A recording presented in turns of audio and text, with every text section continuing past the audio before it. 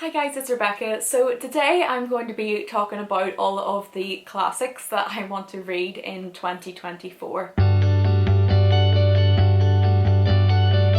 So there are so many classics that I want to read in general. So I've just kind of went through my physical TBR, looked at the classics that either I've been wanting to read for the longest, saying that I'm going to read for the longest, or books that I just feel like I really want to get to them. It was like hard to narrow them down, so I'm not sure how accurate it is going to be because there's so many that I want to read on my physical TBR. So I'm going to try and stick to these as closely as possible, and next year I can look back and see if I actually read all of these. Anyway, let's get into what books I want to read. Got a little Grey's snack as well because I haven't had dinner yet and I'm really hungry, so I've got a little Grey's snack for me to eat while I talk about the books.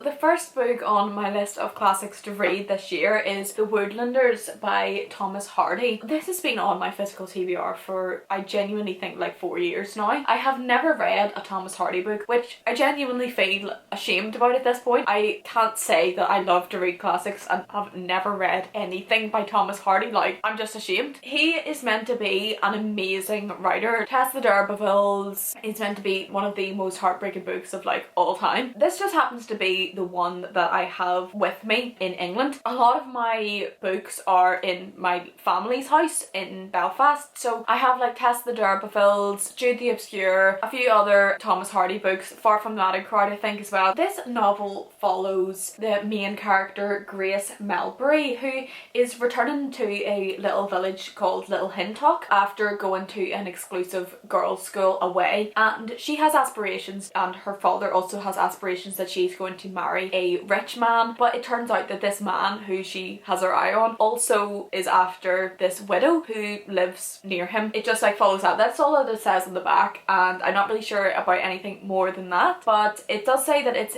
some of his finest descriptive writing, so not sure how I'm going to feel about this, but I am really excited to read it and definitely going to make this the year that I read my first Thomas Hardy book. The next book has also been on my TBR for years now, and that is We Have Always Lived in the Castle by Shirley Jackson. Every single Halloween for the last probably 2 or 3 years I've been saying that I'm going to read this, and Halloween just passed. I had really wanted to get to this but I just didn't, because I think at the time I was trying to read Misery and it put me into a bit of a slump, so I didn't end up getting around to this one. This one I will be saving for this Halloween, but I'm going to make sure that I get to this one. So I'm just going to read out the back of this. I know it's kind of boring, but I'm just going to read out the back of this because I'm not actually sure what it's about. I'm not sure how to describe it. So it says, living in the Blackwood family home with only her sister Constance and her uncle Julian for company, Mary Cat just wants to preserve their delicate way of life. But ever since Constance was acquitted of murdering the rest of the family, the world isn't leaving the Blackwoods alone. And when cousin Charles arrives, armed with overtures of friendship and a desperate need to get into the safe, Mary Cat must do everything in her power to protect the remaining family. In her final, greatest novel, Shirley Jackson draws us into a dark, unsettling world of family rivalries, suspense, and exquisite black comedy. That sounds amazing. You know what, I'm not even actually sure how much of I have it in my head that it's a Halloween book, but I'm not actually sure how much of a Halloween book it is. But I still feel kind of Halloween vibes just from the cover, so I'm just going to save it for then anyway. So the next book is Sense and Sensibility by Jane Austen. I have only ever read 1.5 books by Jane Austen. I read a bit of Mansfield Park during my degree, but I never finished it. But I loved Pride and Prejudice, although definitely due a reread. I really just want to read more Jane Austen because I can't believe that I haven't. This is a really nice little edition. I love these editions. I'm trying to collect them. I have this, and then I have some in Virginia Woolf's books in these kinds of editions, but I just think they're so beautiful. These are Penguin Vintage Classics editions,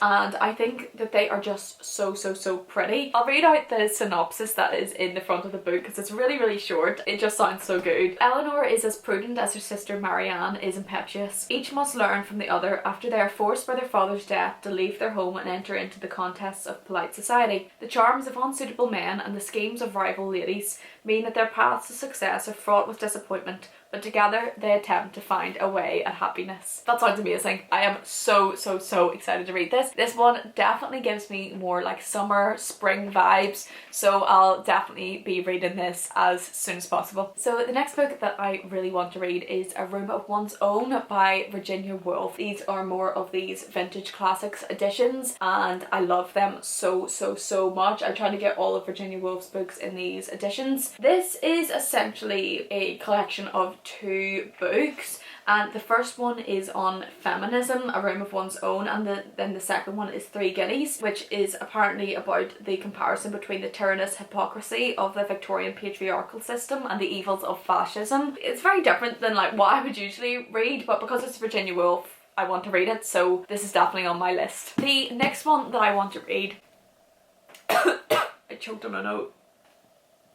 My eyes are watering now. That oat just like nearly killed me. Genuinely, why are oats so deadly? I feel like if one is like kind of spiky and gets in your throat, it's like a spiky crisp. It's like, honestly, like they can be so scary. Anyway, so the next book is one that I actually got halfway through, and you'll see how that is an accomplishment in a second, but I got halfway through the book and decided to stop reading. And I'm really annoyed at myself because this is a massive book and now I can't remember anything that happened, so I read half of it, loved it, didn't finish it, so I can't even say that I've read this book. I just read half of it and gave up. And that is Middlemarch by George Eliot. This is a 1,000 page book. This is a Wordsworth Classics edition, so the font is very small. I got that far and I gave up. And I was loving it. Why? I don't know. I think I ran out of time during my degree. Look at all of the tabs. Like, I was actually loving it. I was really fully loving this, but I stopped reading it. I have actually now got a nicer edition. I've got like the pink Penguin English Library edition of this, and that's in Belfast, so I would rather read it out of that anyway, but I'm just like, I'm so annoyed at myself, so gonna get that from Belfast and read it out of that and maybe like bring this there. You know what, I've left like the cutest bookmark in there. Don't actually know where I got this, but how cute. It's Alice. That is so cute, and I've just left that like in here for like 2 or 3 years. That's like really sad. Also, the main character in this is Dorothea, and if you know, you know. The next book that I really want to read is a very small book, and that's, to be honest, partially why I chose this. I found this in like perfect edition in a charity shop. I knew I had to have it. I definitely want to try more from this author, and that is Where Angels Fear to Tread by E.M. Forster. So E.M. Forster was part of the Bloomsbury group, which also involved Virginia Woolf. I have read 1 book by him. I have read Howards End. I wasn't the biggest fan, but like I sometimes think like if I were to try and read Howards End again, I would maybe like it, but it wasn't that I disliked it. I liked the vibes. It has that like kind of turn of the century, fin de siècle kind of American influence where English writers were starting to become a lot more experimental. It has that Bloomsbury group vibe, definitely. If I read something else by E.M. Forster, it might be the case that a different book by him could be one that I love, although I didn't like Howards End that much. This is a very tiny little book. It honestly looks like more of a novella. It's only 150 pages, which is just like perfect to go on this list considering the size of Middlemarch. This is E.M. Forster's first novel. It says it tells the story of Lilia Hareton, who proves to be an embarrassment to her late husband's family. As in the small Tuscan town of Monteriano, she begins a relationship with a much younger Italian man, classless, uncouth and highly unsuitable. A subtle attack on Edwardian values and a humanely sympathetic portrayal of the clash of 2 cultures. Where Angels Fear to Tread is also a profound exploration of character and virtue. That sounds so good. Maybe I'll have to like move that up the list because that sounds amazing, and it's so small, which is always good. The last book that's on this list, even though as I said there are so many more, I could probably make a part 2.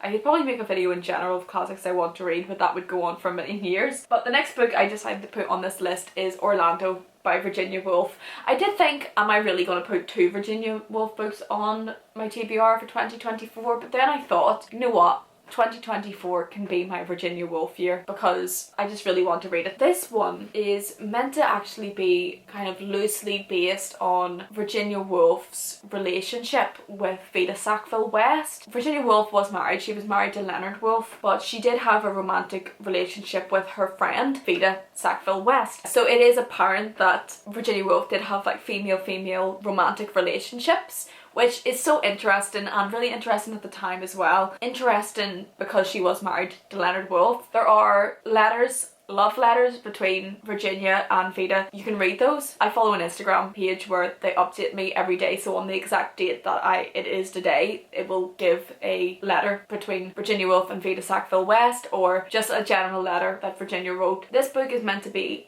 kind of loosely to do with that, and I think it does explore gender in a way ahead of its time, and I don't know much more apart from that, but I do think that it is going to be amazing. I know that there is a play made out of this, and I'll definitely have to be watching that after I read this, but I'm so excited for it. I'm just going to make this my Virginia Woolf year, so I'm so excited. So that is it for this video. If you did enjoy watching, then please give this a like and subscribe, as I would really appreciate it. Let me know if you have read any of these books, or if there's any particular classics that you're hoping to read in 2024. Thank you again for watching, and I will see you in the next one.